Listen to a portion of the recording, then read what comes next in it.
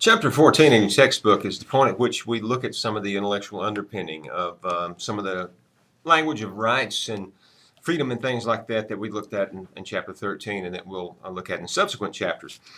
This period of the 1600s, 1700s is the era of the Age of Reason, scientific revolution, where people sought to understand the world around them and to try to comprehend its processes. And also, of course, they put this to work in a sort of a package of reform, I suppose we could say, that tried to figure out how best to live in the world and how best to organize society. So the scientific revolution points up a curiosity about the world that many people had in that period. Chapter 14 takes us through the Ptolemaic systems of mathematical astronomy.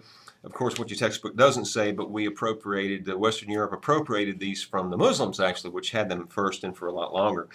Also, the Copernican view of the universe, people like Johannes Kepler and Tycho Brahe, certainly Galileo and his observations of the heavens and the heavenly bodies with a telescope, and of course the man of the age, of the scientific age, the guy who personifies it is Sir Isaac Newton, who discovers the law of gravity, realizes that there is natural laws, and who also spends the rest of his time writing treatises on religious subjects based on scriptural, biblical criticism and things like this. So the scientific mindset also says that you can look into texts for proofs of certain hypotheses. So you can definitely use empiricism in many different ways, take it in many different applications and directions. And there was, for people in this era, no real clash between religion and science or anything like that.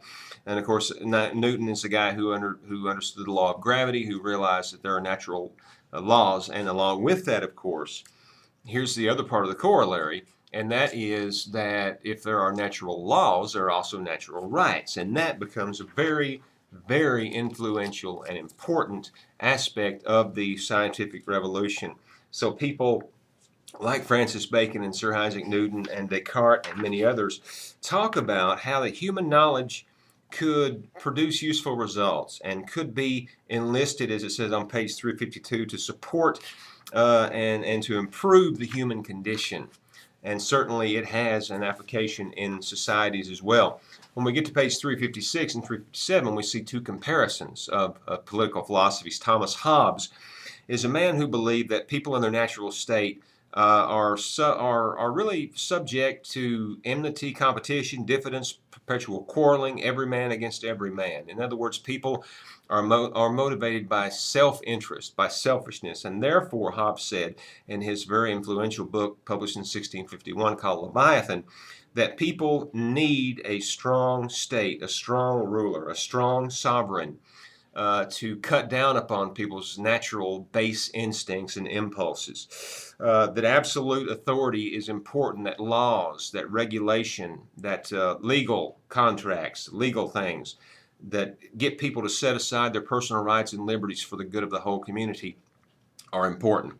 But the person who really probably had the most interest, if not the most influence in this era, but he certainly had a lot of influence on the American and French revolutions, is John Locke, who lived through the English Civil War. It happened when he was quite young, and this was the formative experience of his life. And so he was arguing that people are not born evil. Instead, they're born a tabula rasa, a blank slate, and they can be good or evil depending upon the kind of societies that they live in. Locke believed in the popular sovereignty, that the people are sovereign, not the rulers. He is against the divine right of kings. And Locke believed in the contract theory of government that said that rulers were allowed to rule by people. The people had sovereignty, that they were born with the ability to reason, with natural rights and things like that. Locke believed that the rights people are born with are primarily life, liberty, and property, which of course the American revolutionaries changed into life, liberty, and the pursuit of happiness, but they also believed in property rights, of course, as well. Most of the laws in America are based on property rights and not personal rights. But Locke believed that rulers ruled with the consent of the people, The idea is that they must rule well. If they don't rule well, they have broken the contract, so therefore the people can then get another form of government, another system of rulers, another kind of rulers, whatever. So Locke believed the government should be one of limited authority based upon the desire, the consent of the governed, the will of the people.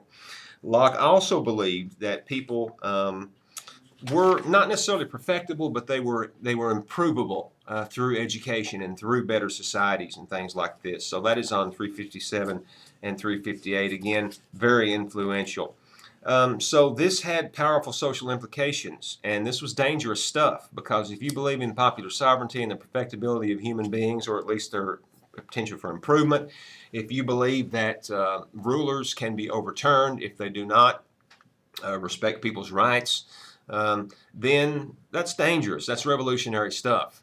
And how this was tamed is on page 539, 359 rather, through the royal societies, the taming of knowledge through patronage, and through entrusting only the vetted best people, primarily wealthy people, with this knowledge, to separate the discussion and exploration of natural philosophy from the religious and political conflicts of the day, to depoliticize and de-neuter, or to neuter rather, and to depoliticize science, and to tame it, and to put it only in the hands of the best trustworthy people.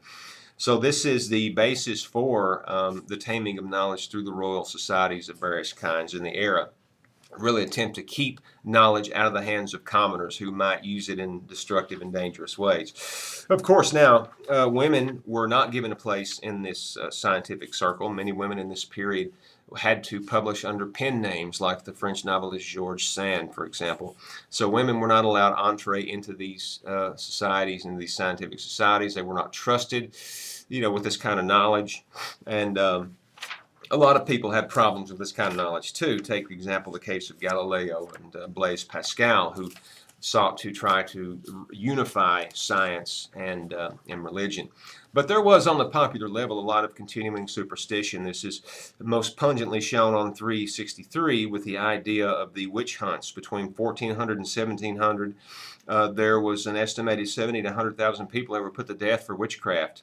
There was a Malleum Maleficorum during that period, the Witchfinder's Manual, which you can find on the internet, that tells you how to spot witches. There was a lot of concern about witches and about the devil's actions in the world and stuff like that. So, in political consolidation by secular governments, and the papacy also played a role, because they used these witch trials and these different kind of inquisitions and stuff to force their people to conform to their social roles, and for to eliminate competition for the loyalty to their subjects. Certainly, this was a serious way to force people to conform.